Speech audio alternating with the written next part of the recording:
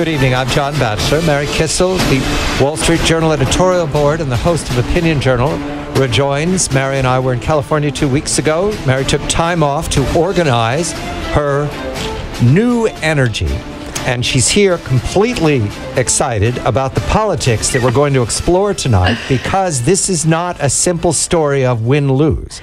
This is about degrees of republicanism. We have immediately the Republican story of the primaries and the Tea Party. We're then going to turn to the Republicans regarding the progressive part of the Democratic Party, the liberal part of the liberal part of the Democratic Party. Then we're going to spend time with the VA, whether the politics of that trump the facts on the ground. And finally off to something Mary knows very well as a Floridian. The question of the pathway to citizenship, immigration reform in the Republican Party. Good evening, Mary. Good evening, John. It's great to be back here in New York with you. They're all rich issues. You do them routinely at Opinion Journal, and we're going to start with the Tea Party. Your editorial board and your program have been much involved in explaining the results of Tuesday night this week, Mr. McConnell's easy win following the victory of Mr. Tillis in North Carolina several weeks ago, and now what looks to be, even in Nebraska it's explained, that the Tea Party is no longer the guiding light for the Republican Party. I think the Republican Party needs to understand how the Tea Party is here in 14. What is the editorial board saying? Well, I'd refer you to the editorial that was in the paper this week dissecting this election. I think it's easy to say that the Tea Party is dead, it's over, but we would argue, and I speak for the editorial page, not for myself, that the Tea Party changed the debate within the Republican Party for the better, to talk about smaller government, lower taxes, personal freedom, and that the party has absorbed that. And the lesson of this election is that the Tea Party has moved away from the kind of personalities that have guided it, unfortunately, over the last couple of years, and back towards trying to find candidates who embody those principles and actually want to win. We welcome Liz Peek, writing most recently in the Fiscal Times. Liz, a very good evening to you. I take you to your case, the challenge for the GOP to inspire middle-class voters and field candidates who can appeal to a broad spectrum of the country. Does that mean me, Liz, little old rhino from Pennsylvania? Is that what I am? Somebody who needs to be inspired? Good evening to you, Liz. You need inspiration, yes, and you need a candidate. Yes. A candidate that can really work for Republicans of all stripes. And I tend to agree with the Wall Street Journal opinion on this. I am not counting out the Tea Party, and nor do we want to count them out, because they have energy, they have enthusiasm. In my view, they're like adolescents who got too big for their britches and decided that their views on all kinds of things, including social matters such as same-sex marriage and opposition to abortion, were also part of their platform, and that they would impose that platform on the GOP. And you know, the interesting thing about the United States is that there are different opinions in different parts of the country, but nationally, you simply cannot think that Ted Cruz is going to run for president. He is not a viable candidate because his views are simply not widely shared. So I love the Tea Party. I think they did a great job of defining fiscal issues, getting people on board with concerns about our trillion-dollar deficits, but they needed to understand what role they played. But when you say they, Liz, who are we actually talking about? I mean, are we talking about the hundreds of thousands, if not millions, of people who support these ideas, or are you literally talking about guys like Jim DeMint, who run the Heritage Foundation now, who tried to appropriate the Tea Party, you know, the Freedom Works guys too, tried to appropriate it for their own personal political ends? I mean, who are we really talking about here that took them off course? I think that's a really good question. I think that those people that you spoke of, DeMint, I used to think Jim DeMint was just terrific because he talked about things like term limits that have very wide appeal.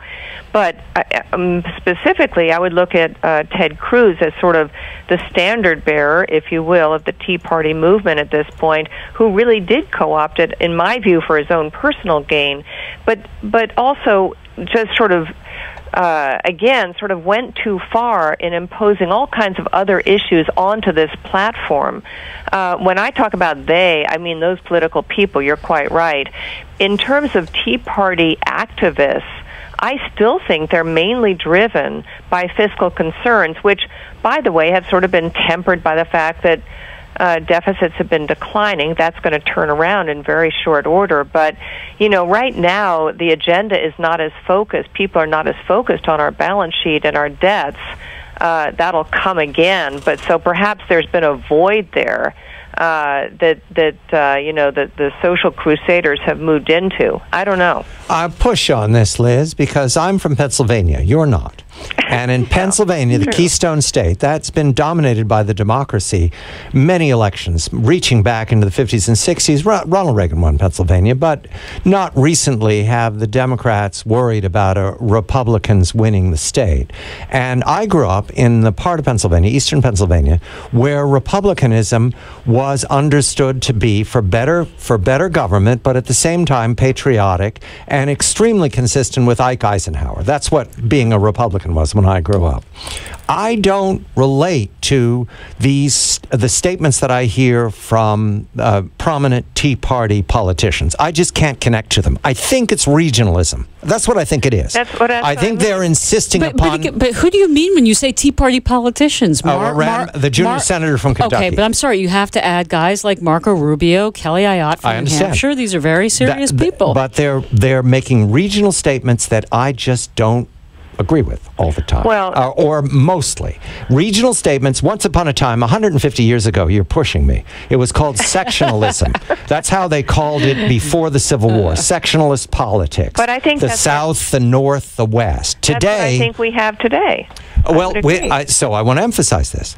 The Tea Party insisted on nationalizing its policies. In many instances, I saw it as regional statements that worked in that region. You mean cultural statements? Social issues, what works in Kentucky doesn't work in eastern Pennsylvania. I'm sorry, but smaller government, lower taxes works everywhere. Liz, are you going to back me up here? Well, there's a number of different things. Again, on fiscal issues, I think we're on common ground, and I think those are nationally very strong messages that the Republican Party has to offer. But I think on the social issues, this is the big divide, correct? I mean, the social issues, when you talk to people in the Northeast, and I think we can include Pennsylvania, roughly. Yes, it wants to be in the Northeast. I don't want to offend you, John. No, it wants to be. It's aspirational. He's Northeast. Got a nice suit jacket and a bow tie on right now. That's right. Pennsylvania. When you talk to those people, nearly everyone says, I am a social liberal and a fiscal conservative. Correct. In defining that's an Eisenhower Republican. That's right. what it is, yes. So that, we've talked about this before. I think that works for a lot of parts of the country, but for the parts of the country where it isn't appealing, and let's say Texas is perhaps a good example of that, still, what is the choice for a Republican in Texas? They're not going to win national office with those kinds of views. You're not going to go out and alienate 90% of the women in the country and be elected president,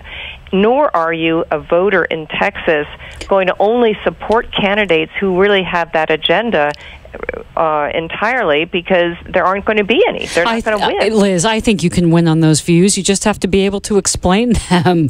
The Republican Party has not talked about why it's important to have a place in the public square for religion in America.